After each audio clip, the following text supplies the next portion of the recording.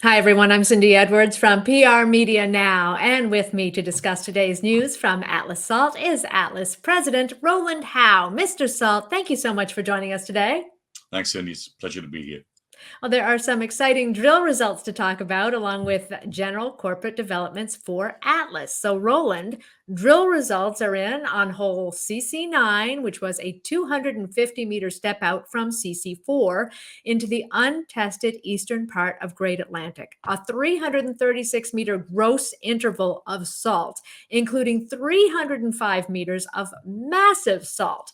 This drill hole was not part of the recently released preliminary economic assessment, so there will no doubt be some implications for the upcoming feasibility study when this hole is factored into the equation. So, how important is CC9, Rowland?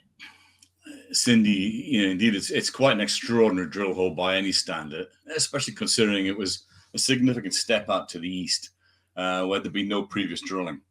It's truly a massive deposit, and there will be another resource upgrade. The drill hole features 305 meters of massive salt, like you said, very high-grade material above 95%. And it started at a depth of just 240 meters. Very pure, beautiful salt, with some sections grading up to 97, 99%. Wow. And the shallowness of this deposit is one of the real special signatures, truly unique among deposits serving the road salt sector, and will enable Great Atlantic to become the only underground salt mine in North America accessed through inclined ramps versus vertical shafts. And that's why, as the PEA demonstrates, this will be such a low-cost producer. And as we said before, the low-cost producer always wins. Now, Rowland, can you put CC9 in the context of other leading underground salt deposits in North America, in particular the Goderich mine that you managed for many years?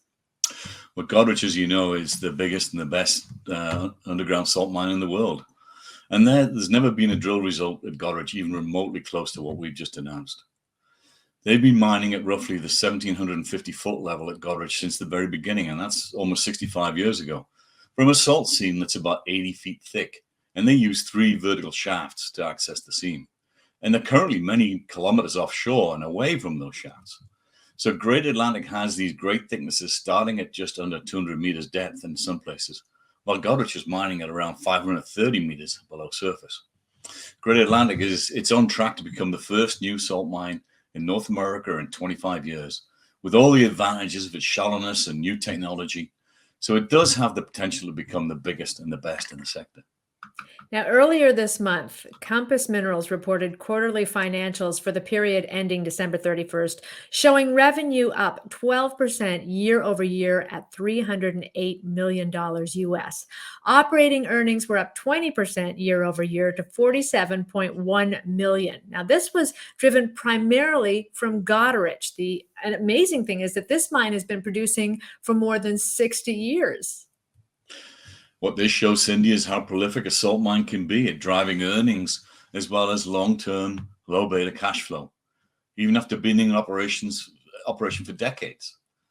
There's still a big demand for these kind of assets, especially today.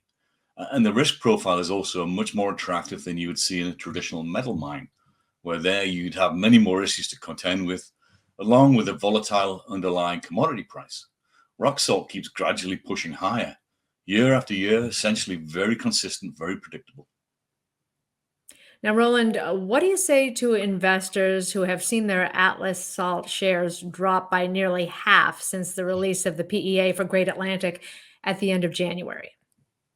Well, 2 major investors who really understand this sector and perform great due diligence, they did a $10 million private placement in salt in early January at $2 a share. Cindy, so that should comfort anyone, really. And I've enjoyed a great career in the salt business for more than 30 years. And I've never seen a deposit like Great Atlantic. It's truly exceptional, and I predict it'll play a key role in shaping the North American road salt market for decades to come. It's such an advantaged asset with logistics and everything. It seems in its favor. Now, financial markets can be volatile, and we understand that, but the great value of Great Atlantic is an undersupplied domestic road salt market, and it's as strong as ever. And let's not forget, the PEA is an independent and tested conservative valuation at over $900 million. Finally, today, how's the search going for a new CEO and how might that move impact the company? Well, with the PEA out and the feasibility study next, and with discussions continuing with potential suitors, as reported earlier, it's hats off to Patrick Laracy for deciding now's the perfect time to bring in an individual with all the mind development and deal making experience to bring this over the goal line for investors. We have an exciting game plan, and we're going to make it happen. All right, Rowland Howe, president of Atlas Salt. A pleasure to talk to you, sir. Thank you, Cindy. Thank you. And thank you for tuning in. We'll see you again next time. Bye bye.